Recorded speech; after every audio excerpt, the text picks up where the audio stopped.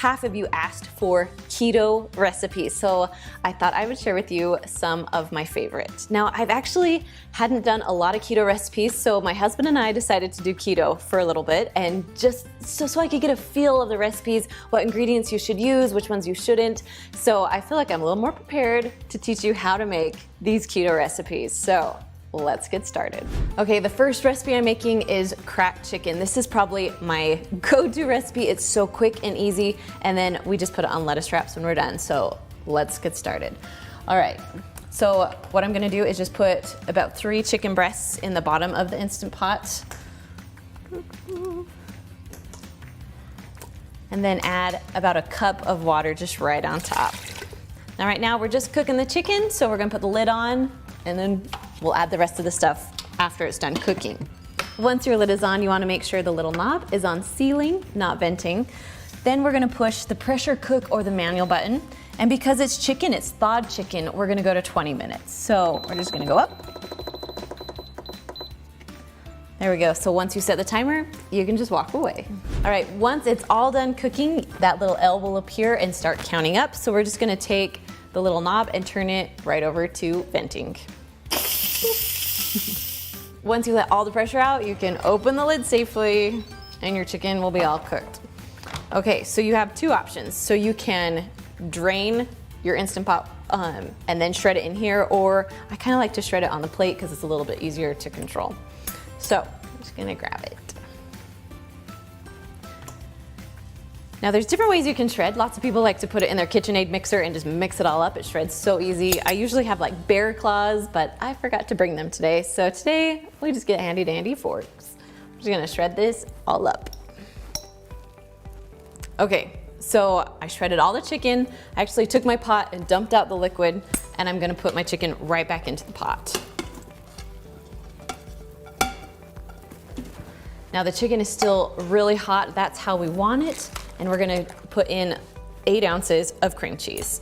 Now you can throw in the whole block like this, but I kinda like to break it up a little so it will melt a little faster.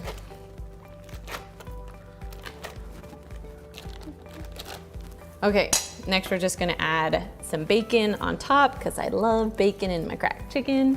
And then just a little bit of green onions. And then last but not least is ranch seasoning. Now I wasn't sure about this, but as I was looking at the nutrition facts, there are no carbs, no sugar, so definitely ranch seasoning, keto friendly.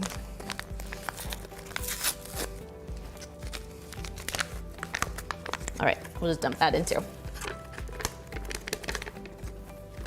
So now we're just gonna stir it all up until all the cream cheese and everything is well combined.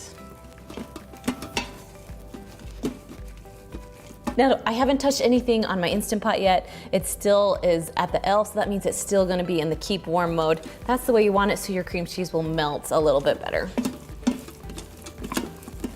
All right, so once everything is mixed and well combined, it looks awesome, and it smells good too. Okay, so to be keto friendly, I'm gonna put it on some little lettuce wraps. Now, if you're not keto, you could easily put this on rolls and it would taste amazing, but because we're going keto, we're gonna put it on their lettuce today. Now you can have multiple wraps, you can have multiple pieces of lettuce underneath, but today we're just gonna do one. Once we fill up our lettuce, then we're gonna add just a little bit of cheese on top. Now you don't have to do that, it's totally optional.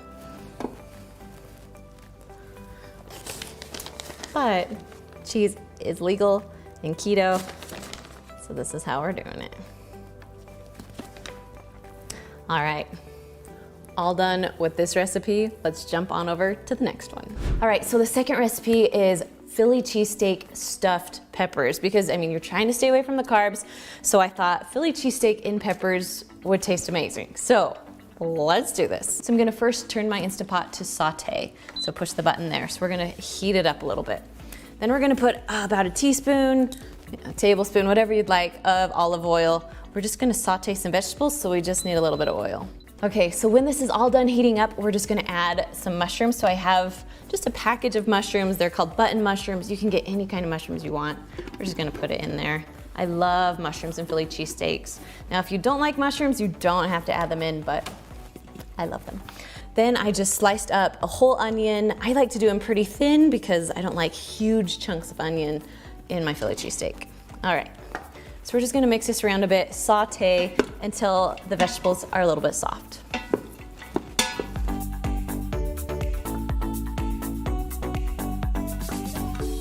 Okay, so these have been going for a few minutes. I'm just gonna add a little bit of salt and pepper in here.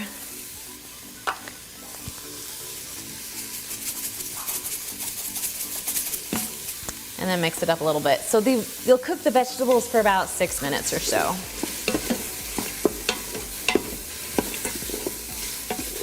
Okay, so once your vegetables are done, we're just gonna dump them out just right onto a plate right here. Sorry, let me turn it this way.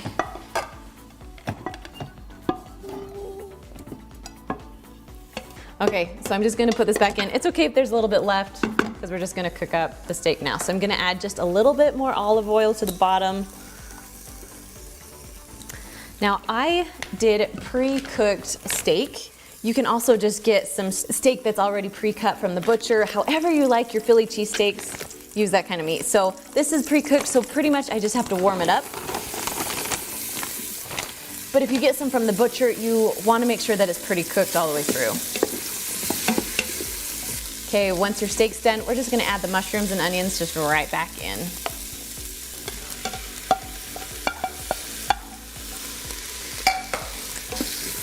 And then just mix together for a little bit.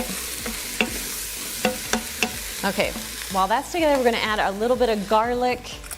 Now, it calls for about 2 cloves of garlic, but I'm just, you know how I estimate. I do that a lot. All right, I'm just gonna mix around.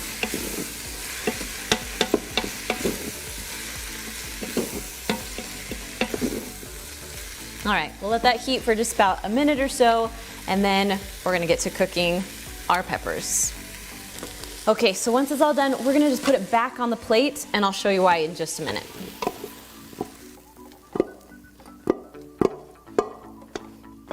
Whoop. Okay, I want you to look inside of my pot. This is one of the most common reasons you get the burn notice. So if you're sauteing something, you wanna make sure you scrub this pot really, really good before we start to pressurize something else. So I'm gonna go wash this and then I'll be right back. All right, so once it's pretty much clean, good enough, we're gonna put it in the bottom. Next, we're gonna add about a cup or so of water.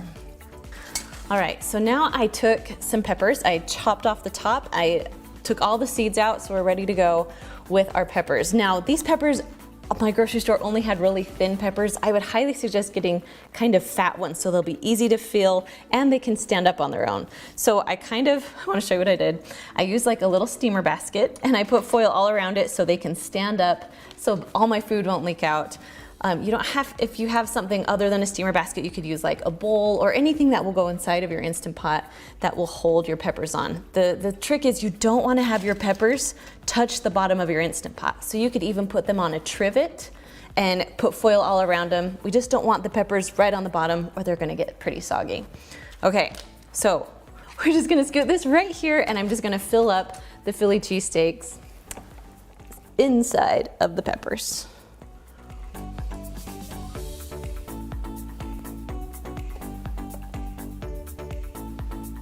Okay, once the peppers are all full, you'll notice that I still have a little bit of steak and mushroom left. Now this will feed about 6 people.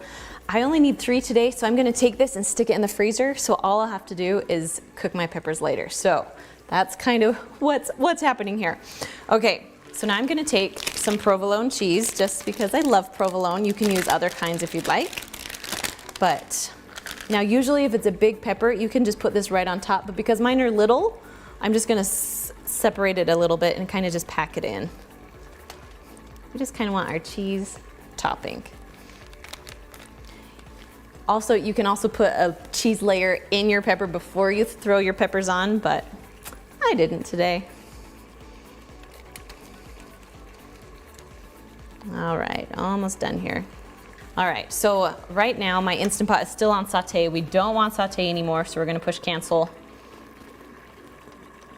Cancel. All right, and I'm just going to lower down my peppers into my pot. Okay, I'm gonna put the lid on. Make sure that little knob is turned to sealing, not venting.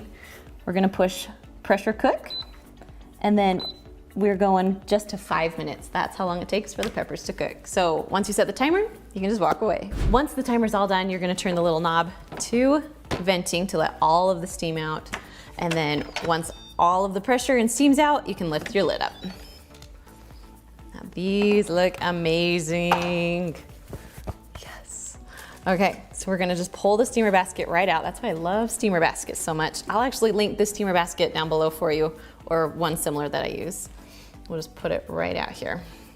Okay, so they're gonna be a little bit hot. I'm just gonna pull them out with some tongs, just so you guys can see how good they are. Just gonna put them in a bowl so they can stand up, so they won't tip on me. Nice. All right, if you guys can see that, this is one of my most favorite things that we've made since being on keto. So, all right, we're all done with this recipe. Now we're gonna jump on over to the next one. So the last recipe today is butter chicken, and this one is my favorite. So let's get started. So I'm first gonna push the saute button. We're gonna start heating up the pot. Then I'm gonna take about a tablespoon of olive oil, just drizzle it on the bottom. We gotta start cooking up some vegetables. So we're gonna add 1 onion, just minced small. So while the onion's in there, we're just gonna add about, I don't know, a teaspoon or so, maybe 2 teaspoons of garlic. And then we got 4 tablespoons of butter that I'm just gonna throw in there. There we go. And then we're gonna mix this all together. So we're just gonna mix this around for about 5 minutes or so until the onions, get that lovely fragrant smell and are cooked a little bit.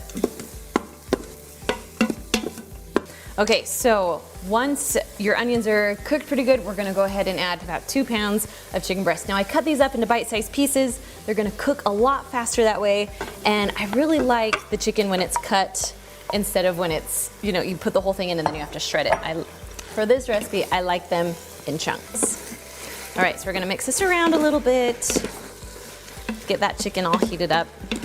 Okay, so while that's sitting there, we're gonna go ahead and add 1 can of Hunt's tomato sauce. Okay, so if you look at the nutrition facts, there's only 4 carbs for about 1/4 of a cup, and that's all you're eating. So it really doesn't have a ton of carbs in it, so that's why we're keeping it keto friendly. All right, we're just gonna add that whole thing in. Now while this is going, we're just gonna add 2 tablespoons of tomato paste. And then we're just gonna mix this up a little bit. So next we have something called red curry paste, and this stuff makes your dish absolutely delicious. So we're gonna put 2 tablespoons of this in there. And I am just eyeballing a little because this is my teaspoon, but it's kind of a small opening there. Nice. Okay, mix that around. So next we're gonna do 2 teaspoons of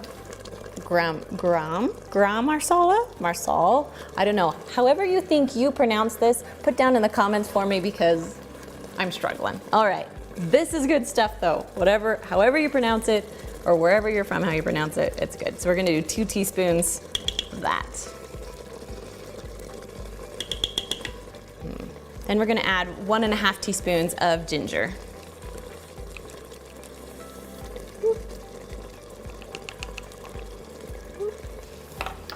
All right, let's mix that up a little bit. I like this because as you're adding stuff, you're still on saute, so your chicken is starting to cook, which will make the pressure cook time go a lot faster. Okay, mix that in a little bit. So next we're gonna add some smoked paprika. I love smoked. That's probably one of my most favorite spices. We're gonna add about just 1/2 teaspoon of this. So we're gonna use the other side of this. Now if you haven't seen these are these magnetic teaspoons. They are my favorite because they just stick all together and they have double teaspoon on them. So I'll link those down below for you guys. I love them. All right, mixing that up. And then our last thing is we just need to add a little bit of salt. So we're just gonna put that in. So it's about 1 teaspoon or so of salt. I like to eyeball my salt. And if you need more after, you can go ahead and add more after.